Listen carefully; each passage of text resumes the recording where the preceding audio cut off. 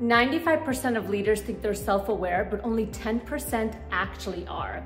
Have you, in fact, ever had somebody or maybe multiple people tell you that you're a certain way and you've thought, no, that's not me, I don't do that? This is what we call blind spots. In today's video, we're gonna talk about emotional intelligence, pillar number 1, and how important self-awareness is for not only your personal, but your professional life.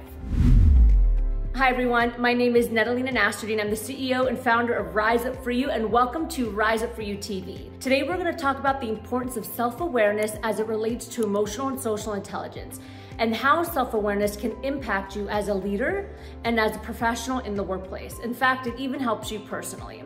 As I mentioned earlier in the video, 95% of individuals think they're self-aware, but only 10% actually are. That means that how we are showing up in the world and the power and the space that we are creating might not be what we actually think it is.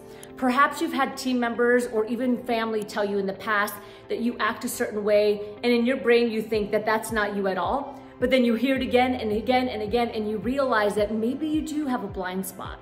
Or maybe you have a leader that thinks that everything is okay, but you and your team can recognize that there's some areas that need opportunity for growth. Today's self-awareness is the very, very first step to ensure that you can step into your leadership and make the impact that you want to make. In emotional intelligence, there are 3 competencies that fall under emotional intelligence, pillar number 1, which is self-awareness. The first competency that's gonna help you build strong self-awareness is just understanding your emotions. This is what we call emotional awareness.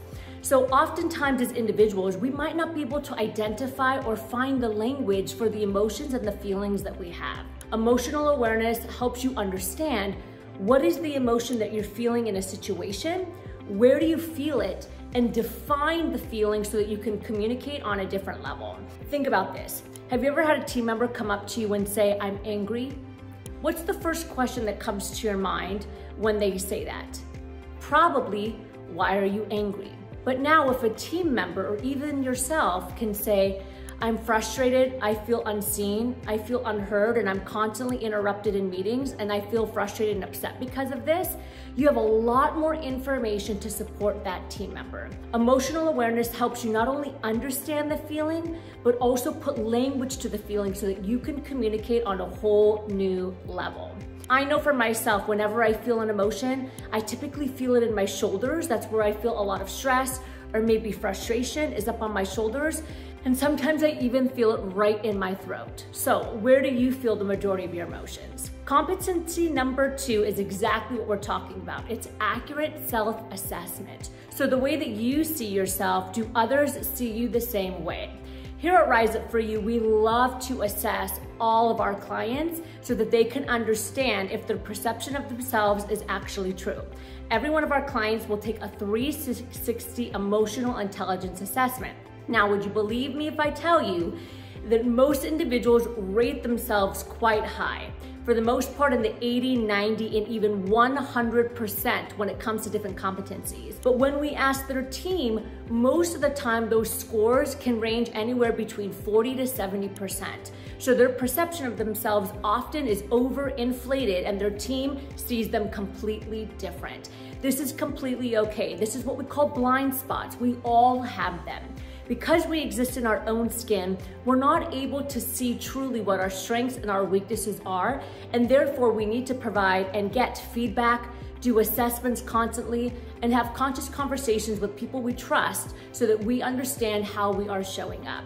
And competency number 3, when it comes to emotional intelligence, pillar number 1 of building self-awareness, is self-confidence. Now, if you're familiar with Rise Up For You, you know that I can talk about this all day long. We wrote a best-selling book on confidence and pushing your potential.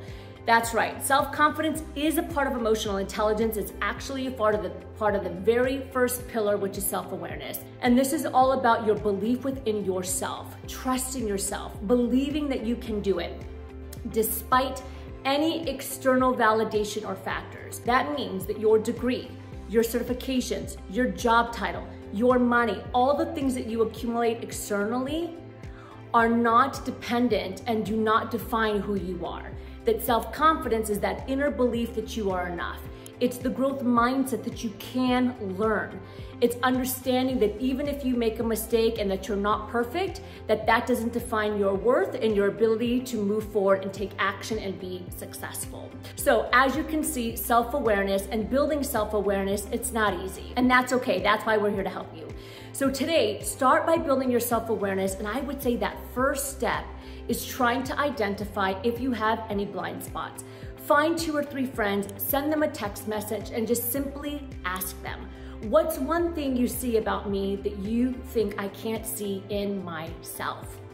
Welcome again to Rise Up For You TV. Today's video again was on self-awareness, emotional intelligence, pillar number 1, breaking down the 3 competencies. And the next video, I'm gonna share 3 strategies on how you can build that self-awareness and ensure that you're trying to eliminate any of those blind spots as a leader and as a person today. Thanks for joining, and I'll see you next time.